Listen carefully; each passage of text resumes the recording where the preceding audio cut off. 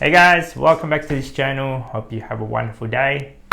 In today's video, we're going to talk about what we have learned so far as an eBay seller this week. This week, right. Especially.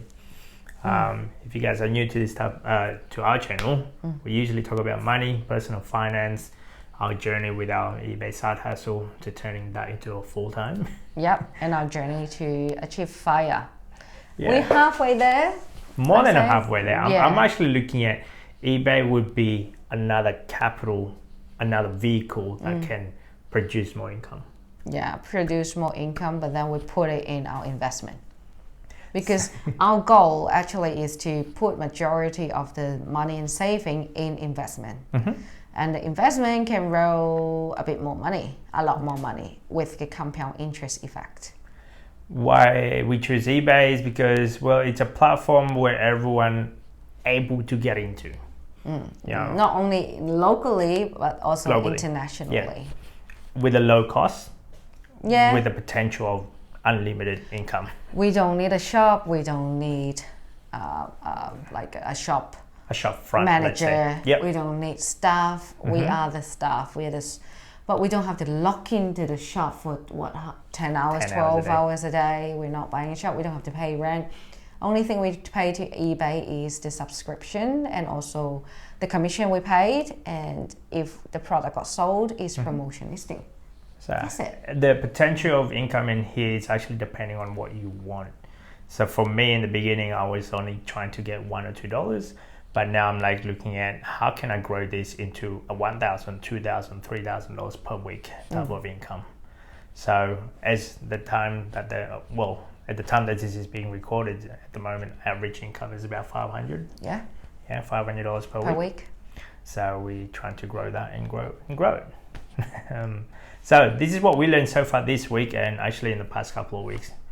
In general, after 1.5 years, let's say. And I think for the past few weeks, we got pretty big sale. Yep, there's big, there's down, there's bad. Exactly. So this week kind of like a roller coaster because we had quite a big week and quite big income. But of course, you'll see that some return or some complain. Yeah. You know. So what have we learned? So you can never please everyone. I say that's the first point. How often do you see eBay sell like 100% feedback? To be honest with you, I've seen 1 or 2, maybe about 5 so far out of I don't know how many stores out there. They have to be a big seller. Like they sold a lot of items. I only saw one, 100%.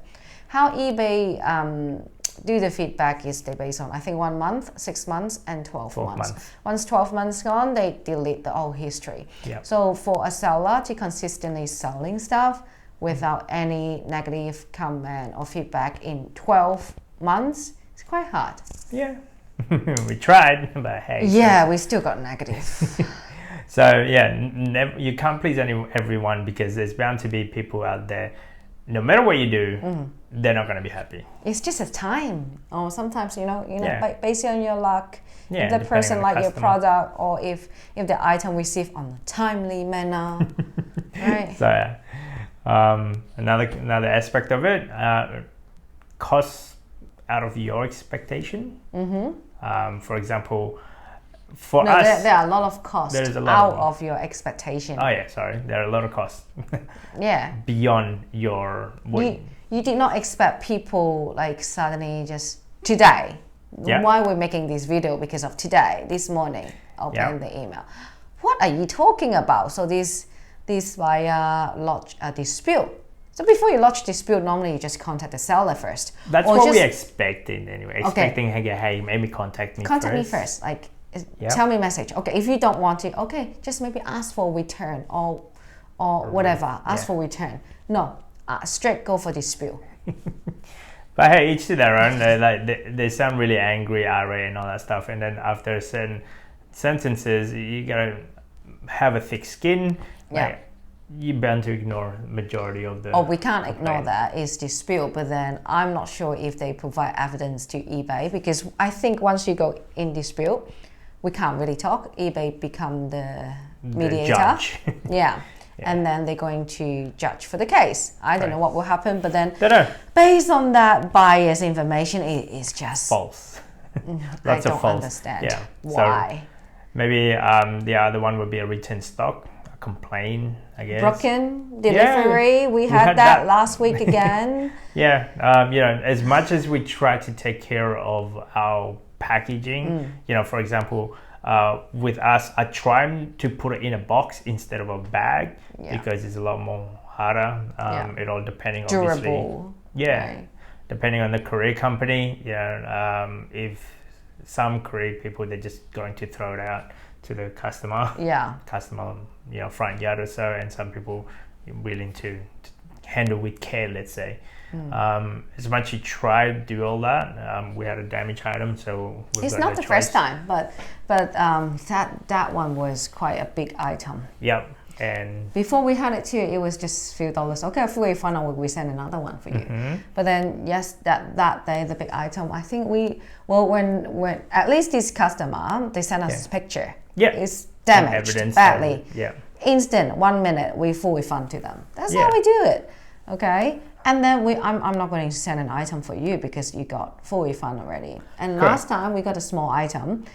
I asked them, do you want a full refund or I can ship another one for you? They're happy to wait for another one. Exactly. So we try to please them, but sometimes, depending on the circumstances and depending how they write to you in a sense, contact you. I just don't If you've been nice to me, then I'll be nice to you. They're all capital and exclamation mark. And then the other thing that is unexpected would be international return. When it comes to international, I look at it this: if I ship items international, I'm gonna have a big payout, a big profit, say, from it. And I forgot to be, I guess, there's a certain ratio of it. Expect that there's bound to be a damage or return request. When that happens, obviously, my profit margin goes to zero. In fact, it's the other way around. Sometimes it's negative because I have to provide them with their return postage. That's how I see what we learned on eBay. But overall thing, sometimes when we win a lot. They are bound to be, you're going to lose a lot. Not a lot. You're going to lose some. I think you have to calculate how much margin you need to take to cover the unexpected cost. Because sometimes you're making all the money, of course it's good, but roller coaster, we make a lot of money for the last few weeks, and then suddenly all this return, all this dispute. Damage. And then if reasonable, we do it, but if you're not being reasonable, I don't know what I can do or I should do. And that's going back to that first case. Well, you're never going to please everyone. Exactly. So anyone is not about complaining. So what we've learned. Next one, if you find any good item, like gold ticket items, stock them. I think few of them we got quite a lot. Some of the home appliances, we stocked them before. We one stage stocked from the ground to the ceiling of this apartment. 2 piles. Gold ticket product. I think we saw at least 40 50 something. Of that item. That one item, particular item. I think on an average, let's say that one there's like $10 profit, let's say. 20. 20? Yeah, okay, 20. So you know that number. So $20, and then we sold so far is 40. What's that? $800. $800 worth of stock going in and out of these apartment, let's say. And that opened up your eyes. One is that. Another one was the quill cover. We still got some. About that. The quill cover also good. Just suddenly people buying quill cover, so we have to stock a lot of them. And then there are some. What else? Plant cutting was good. We don't have to stock. It's like a money tree. That's how I see this plant anyway. Like this plant, every time you cut some, grow some roots. It's equivalent profit. So it's a money tree for us. If no one buy it, I just regrow them. Exactly. And then when I'm sure at a certain time, the beauty thing about plant is if you have stock, you can reduce your price. So hopefully get rid of it at home. But if you don't have stock, you're waiting for the roots to grow. Yeah. Then, well, you're minimizing your income. Exactly. Yeah, you lost your opportunity to sell it. You know, for example, right now. But I think it's also based on the season. Now it's spring, they grow faster, which is better. It's that time, where people are doing a lot of spring cleaning or you know that time. And now we also selling one of the good item is the backpack. Yep. Yeah. So that's another high ticket product for us. Yeah. We selling that one we shipped it to Russia as well. So I don't know why. Russia was one. I don't know how many people got them around Australia, but I don't know Russia. And then the dispute this morning is about this bag too. I don't understand why. So I don't know. This is the reason also why we look at the profit margin has to be really high. You know, the higher the better, because it cover up all of these things. It cover up the returns. It cover up the dispute. It cover up refund, damaged goods. So because that will eat your profit. Yeah. So yes, I remember now. One of your friends used to sell that vacuum, like the robo vacuum 10 years ago. Yes. And then at first we started this eBay business where we were asking his opinion. He said, "Oh, a lot of admin, the stock return or maintenance." Eventually, I think they said they lost money and then they didn't do it.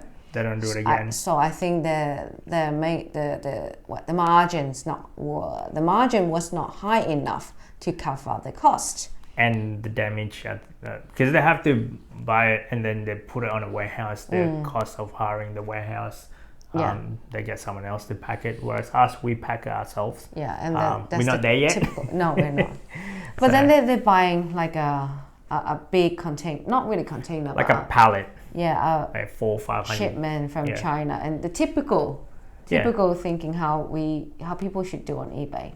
We're not the typical people. We're the different one. Other thing that we learn is don't get too personal. You know, sometimes we had to get personal. I still remember that time, the first ever email we got. We sold the Lazy Susan. I still remember. Oh, the color. Man, it's wood. Natural. What color would you expect? I don't know. How did the tree grow? Can I expect the picture same exactly? No, a different color. And she expected. I don't know. Anyway, so case closed. All good. So the first time when you have a negative feedback or you know asking like handling a complaint, you gotta look at it. Don't get too personal on that, because you can never please everyone. Yeah, it's going back to that, never please everyone. And it's just like in any business, I spoke to my mechanic, you know, I asked him, hey man, have you ever have like, you know, like an irate customer? I guess, dude, all the time. Yeah, all the time, man. and other unreasonable feedback I got, I remember you personally deliver it. Oh, so yes. I think, well, we did our mistake. So we shipped the wrong item, and then we told the guy, okay, because it's not too far from our home. And then we told the guy, how about if we can come here and swap with you to the correct item? He said, good, okay, all done. He left us a negative feedback and say he never received it, never. But you personally can deliver. So I still got his number and I got the picture and everything. I don't understand. Never receive it. So I should have dispute with eBay. I didn't. New rookie mistakes. Yeah, so, I know. This is the reason why, like from then on, we try not to do hand deliver, because they can't prove that it's been delivered. Take a picture of them and holding the item. Yeah. There's no tracking. I think that's how they look at it. Like, there's no tracking number on this. Like, oh, okay, gotcha. So maybe. This is the reason why comes to the next thing that we learn is like you gotta have a thick skin. You're bound to have I say a few percent, 1 or 2% of non-good customer. Maybe. Yeah, so far actually it's pretty good. It's always like that in life. When you have something negative, it's stuck in your head for such a long time. But we had so many good experience and easy transaction. We can't remember. I can't remember any of the good one. No, I remember when we first started, they were, this customer bought it before. I remember your name. Yeah. I remember that. Like a repeat customer. We have a few of those. Yeah. We have few customers like, hey, I bought a lamp. Yeah. I want to buy another lamp. Can I have a discount? That time I bought at this price. Yeah, of course. And then, you know, like some people bought like 20 of the same product. Yeah. A couple of bags, but instead of buying 2 at a discount individually 2 or 3 times. Yeah. So yeah, I'm like, okay, each to their own. You know what I mean? Like those good stuff, we don't really plan to remember. I know. But like all it's just life. Yeah. Yeah, humans like that. The other one would be when you are thinking of doing this, when you're looking at this, you know what, I'm going to start doing this. Only invest on the capital that you're willing to lose, that you can afford to lose. Yeah, refer to our previous video, $100. So don't invest on a lot of product that you don't know. You did your research, as much research as you've done. If you can't sell it for the first thing, like if you can't sell one, no, exactly. Try get one. See if you can sell this first, and see how long will it take you. Is this a hot product? So try to sell another one. Yeah. So instead of having like, okay, then I'm gonna have, you know, boxes and boxes of whatever this product is. I know. Then your house is full of products that you can't use. Exactly. And we have a colleague that's like, oh, we bought product, but it turned out to be we bought the wrong model. Oh, yeah. It was the, you know, model, the older model XYZ. You know, because now we're up to this one, like, you know, model 10 or something like that. But you bought the model 1. Nobody have model 1 anymore. Yeah. So you can't tell it. You're gonna be wasting of that, and as much as you do a lot of research, but then you're wasting your time and energy. It's not about the money, but it is you bought the wrong one and you demotivated.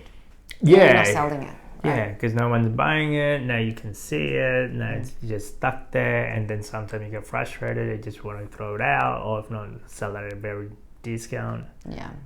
So, any other tips? No, that's so far. So that's what we learned so far. Yeah. So it's been fun, but overall, it has been a positive journey. Yes. So there's always going to be bumps along the way. I know. It's numbers game, right? The higher, the more item you sold, the chance. Still 1 or 2% of them, which means higher number. Yeah. Yeah. Like I don't know how many transactions we have done. I don't know. I can't count. 2,000? Something like that? I don't know, maybe. Well, last week is about 20 or something. Yeah. But over the whole entire, year and a half, I have no idea. I don't know. But yeah, there's always a good, the bad, and the ugly. Yep. Learn from it. This is just from our experience. Exactly. Anyway, that's just our 2 cents. Don't forget to subscribe, comment. See you next time. Bye.